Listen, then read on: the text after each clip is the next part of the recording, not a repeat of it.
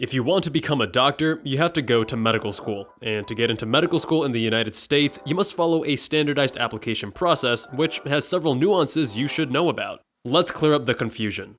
Dr. Jabal, MedSchoolInsiders.com.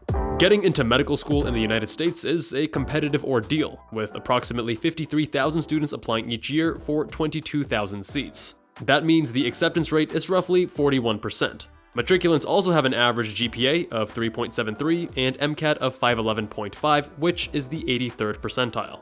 Unlike many other countries where you attend 6 years of medical school immediately after high school, in the US, you'll first earn your bachelor's degree in college over 4 years, which we call your Premed years, and then you go to medical school, which is another 4 years.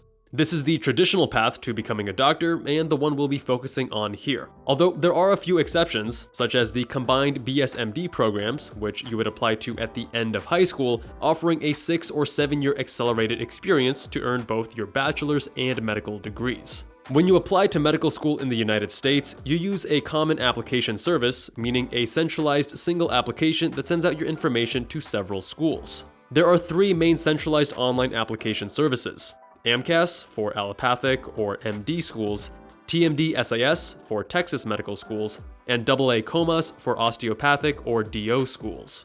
You can choose to apply through any or all of the common application services. They are each separate entities and send your information to different schools. The good news is that they have a great deal of overlap, and you can reuse certain components from one common application to another. These are called your primary application, meaning the first and central part of your application, as opposed to your secondary applications, which we'll get to shortly. Your primary application, regardless of whether it's AMCAS, TMDSAS, or AACOMAS, will provide medical schools with your transcript of all undergraduate and post-bac grades, MCAT scores, personal statement, letters of recommendation, and work and activities details, where you'll elaborate on your various clinical, academic, research, and extracurricular activities. Higher MCAT scores, just like higher GPAs, are more competitive. Personal statements can often hurt an applicant when they read like a CV listing one's experiences. Students who leverage a narrative-based approach to their personal statement and work and activity section have much higher rates of success, often making up for subpar MCAT and GPA.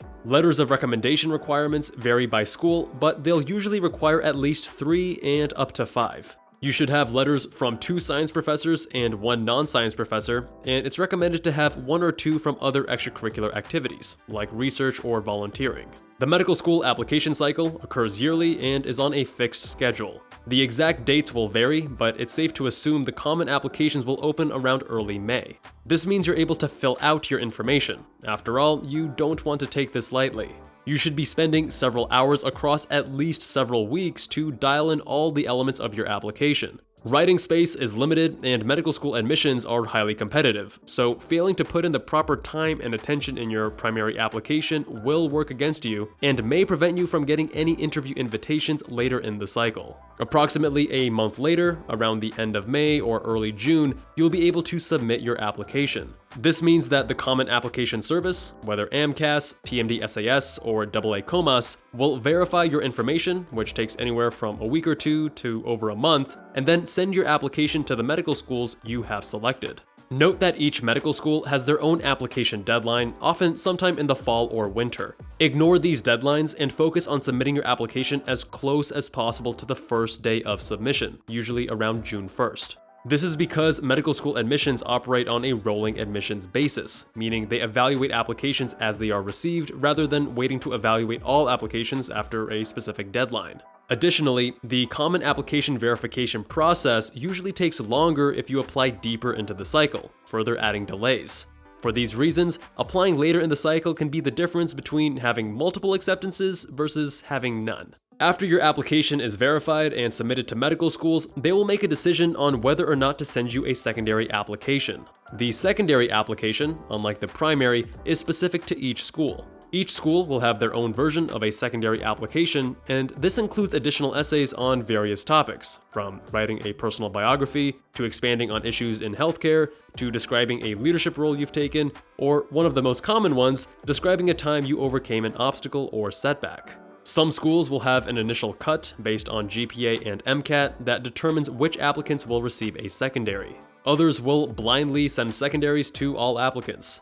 In recent years, we found more and more medical schools send secondaries to a greater portion of applicants, even those they are less interested in, as they can charge a fee for submitting your secondary, and that's extra revenue for the school. Not a nice move, but that's the reality of the situation. To proceed with your application at that medical school, you must complete and return the secondary promptly after receiving it. We generally recommend turning it around in 2 weeks or less. You do not want to rush these and compromise quality, which is why many students pre-write their secondaries based off the prior year's prompts. Prompts may change from year to year, but more often than not, they are nearly identical to the prior years. We offer a free secondary application database on medschoolinsiders.com that shows the most current secondary prompts as they become available, in addition to prior years. Link in the description. If you like free resources like this, let me know with a thumbs up and gently tap that subscribe button if you haven't already. After reviewing your secondary application, the medical school admissions committee has one of 3 choices: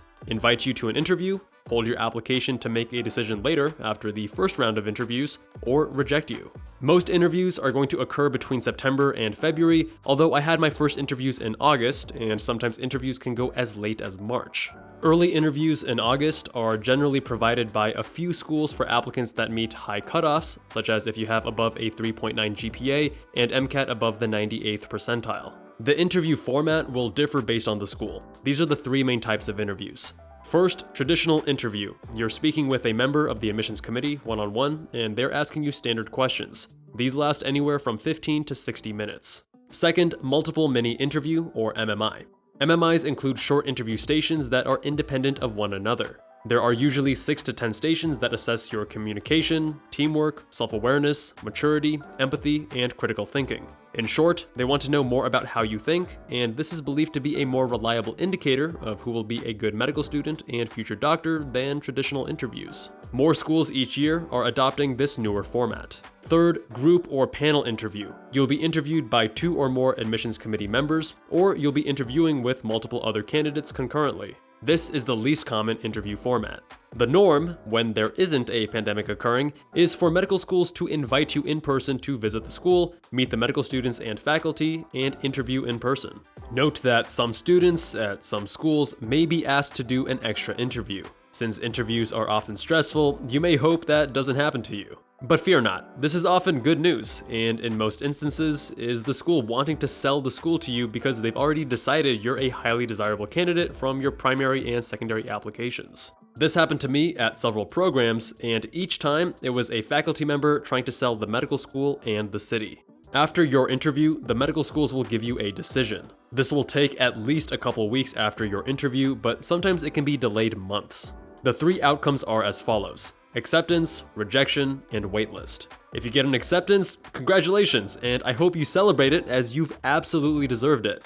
Don't forget to secure your position. Even if this isn't your dream school, an acceptance is better than no acceptance, so make sure your spot is reserved. This often requires you to respond to the acceptance email and provide a deposit to reserve your position. This deposit is usually refundable up until a certain date. If you get a rejection, don't let it deter you, as that's par for the course, and most schools will reject most applicants. Even the top applicants get several rejections.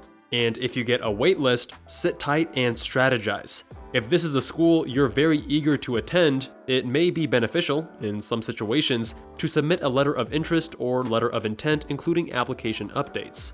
This is a call that can only be made on a case-by-case basis. At this point, you may be wondering which part is the most important. There is no easy answer to this, as all elements hold significant weight. Without thoughtful, thorough, and cohesive primary and secondary applications that put you in the best light, you're unlikely to be invited for an interview.